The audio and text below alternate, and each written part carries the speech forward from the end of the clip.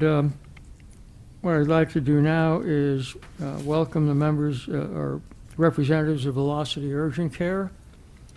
As one who has partaken of your services in the past, very glad to see you there.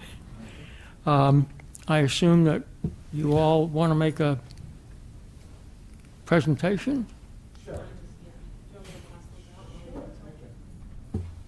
The members of our commission are Sharon Mounds, who's our vice chairman, and she's still here.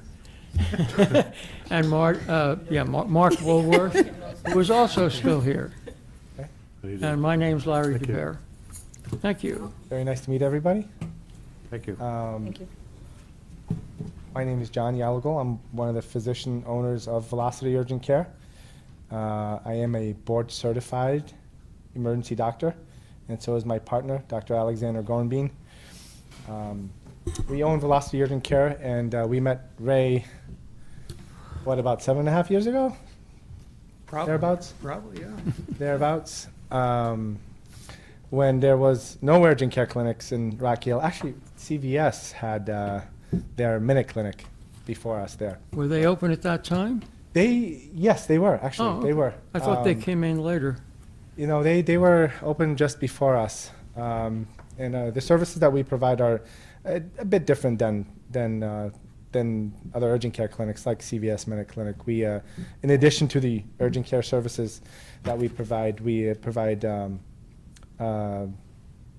right now probably one of the things that is one of our more common services is occupational health and workers' comp, which the service has increased quite a bit.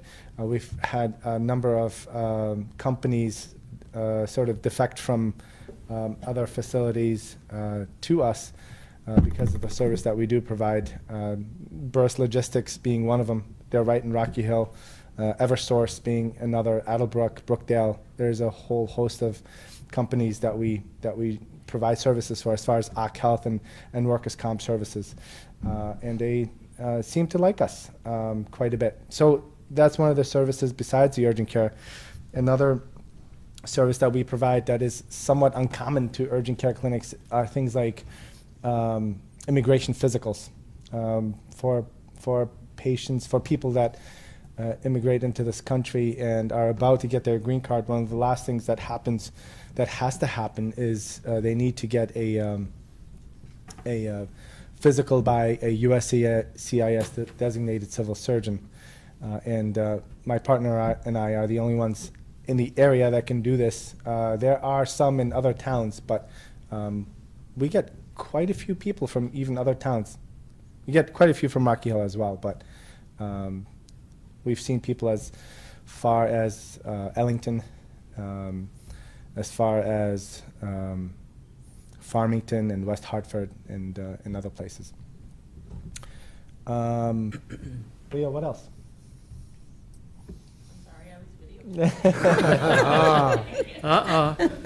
Just for your, this is on TV. It's televised. So. Okay. For the people that have visited with us, they know the service that we provide. We try to take care of our patients like we take care of our family. And we try to provide the best service that we can under sometimes crazy conditions, but we do. There are people that sometimes don't know the difference between an urgent care and the emergency department, and that is why it's so important for people to understand the difference between a board-certified emergency doctor owning an urgent care versus a family practitioner or an internal medicine doctor owning an urgent care clinic. It's vitally important. We've had patients that have come in that unless you have emergency training, it is very difficult to discern exactly what is going on with them. They could have very vague symptoms. For example, I've had a patient that has come in with just pure dizziness, 50-year-old gentleman that came in with pure dizziness. His blood pressure was high. I suspect that there might be something going on with his heart. I did an EKG, and in fact, he was having a heart attack. Something like that can easily be missed by someone that's not emergency trained. So that is what's sort of distinguishes us from a lot of the other urgent care clinics that are around. CVS has actually been a great asset to us. A lot of times when they're not sure what's going on, they send patients to us. We've received patients from a lot of doctors' offices. I think the pediatricians really appreciate what we do because of the fact that we are trained in emergency medicine. We take care of kids, I'd like to say womb to tomb, but that's pretty much what we do. You know, we take care of 1-month-olds all the way up to the elderly that want to come in and want to be evaluated. Very good. Can you do x-rays there? Yes, we do. We have x-rays. We have, actually, we draw labs as well. And I almost forgot, we also provide services to the Rocky Hill Fire Department. We do all their physical exams. We actually do the Southington Fire Department as well. We're going to be going to other towns as well because I think Joanne can attest to us doing relatively well with these physical exams. We're very responsive with services like that. We do x-rays, we do labs, we do tox screens. So, you know, someone coming in for a drug screen, we do those. We provide all the Yak Health services that are required of us by various companies. Hearing tests, audiology. What would be an emergency that you would send to the emergency room? The gentleman that showed up with that 50-year-old gentleman that showed up with a dizziness and had a heart attack automatically goes to the emergency department. There are many other conditions, again, that some docs are not trained to recognize. Things like bowel obstructions are extremely difficult to recognize if you don't know what you're looking for. Things like pneumothorax, which is basically a collapsed lung, is very difficult to recognize unless you know what you're looking for. Even subtle strokes are difficult to recognize. You know, someone coming in with Bell's palsy can easily be a stroke. The Bell's palsy means it's a cranial nerve 7 defect, essentially. If I cut my finger severely and I'm bleeding severely, could you treat that, or? We sure can. We treat probably about 85 to 90% of what goes into the emergency department. We don't like to send people to the ER if we can avoid it at all. If it's not an emergency, you shouldn't have to go, and we should be able to save you that money as well, in addition to the time. So I also work as an emergency doctor at UConn, and some of the things that we get from some of these urgent care clinics are, you know, really unnecessary. I mean, lacerations on the face, cuts on the face, we would never send those out. Abscesses that need to be drained that we see in the emergency department can easily be drained in our office. That's it for now. Okay, Yeah, Sharon? if you have any other Any questions? questions? Yeah, you said there was a difference between your type of operation, with you being an emergency-trained physician, Yep. and other urgent care, where there may be just a quote-unquote regular MD. Yep, family practitioners, internal medicine docs, yep. Okay. So are you a trauma specialist? I'm an emergency physician. I'm a board-certified ER doc. So trauma specialists are generally surgeons. So if you take the emergency setting, if someone comes in with a trauma, my main function is to stabilize that patient. So they come in, I need to control their airway, that's my job. I need to stabilize their vital signs, that's my job. All the while trauma surgeons come down and assess the patient, my job is essentially to save the patient's life immediately, right on the spot. And then trauma surgeons, we work together with the trauma surgeons. If they need to go to surgery, they end up going to surgery.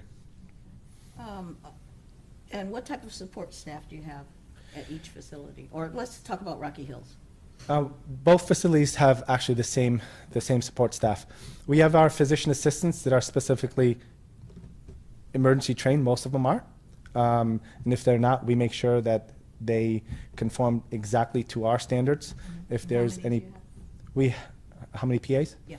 We have 5 PAs at this point that work among the two facilities together with us. We have medical assistants that do all the routine things that need to be done, things like strep tests and urine tests and monos and pregnancy tests and things like that. We have x-ray technicians on 7 days a week. There's no point in opening the facility if you don't have an x-ray technician, honestly. When someone comes in, we can get them x-rayed pretty immediately. On rare occasions, our x-ray breaks down for a couple of hours. Nothing you can do about that other than try to fix it. But other than that, we've got x-ray. You have established hours.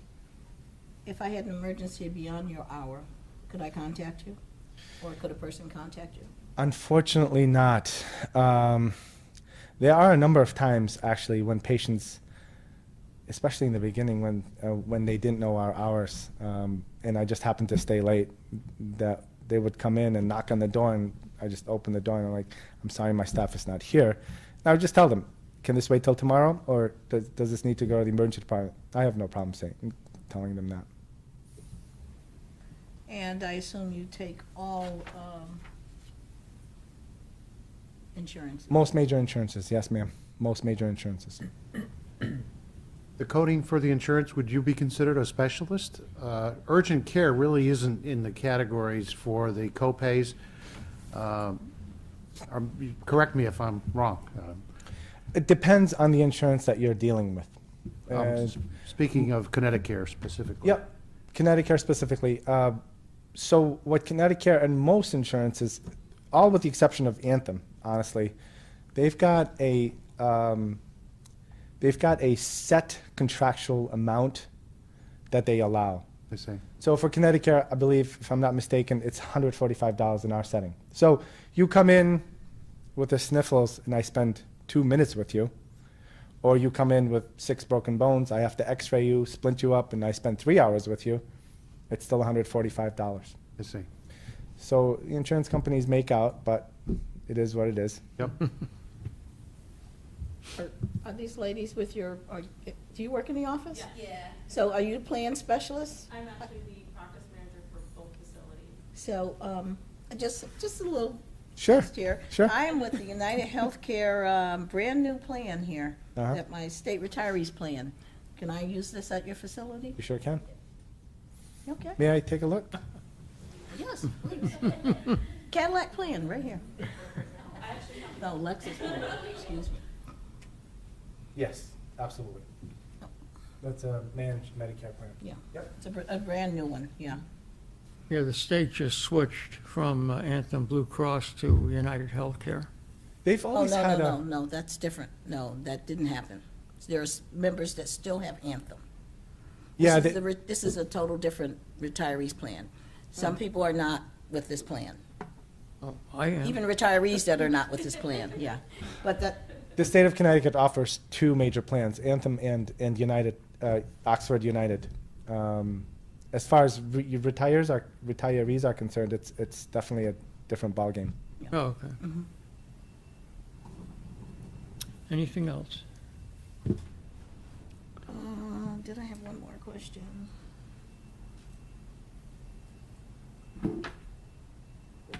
I think I'm good. Thank you. Okay. Thank you very much, sir. Thank We you. appreciate you. it. Ray, Good thanks for the seeing you opportunity. again. Thank you.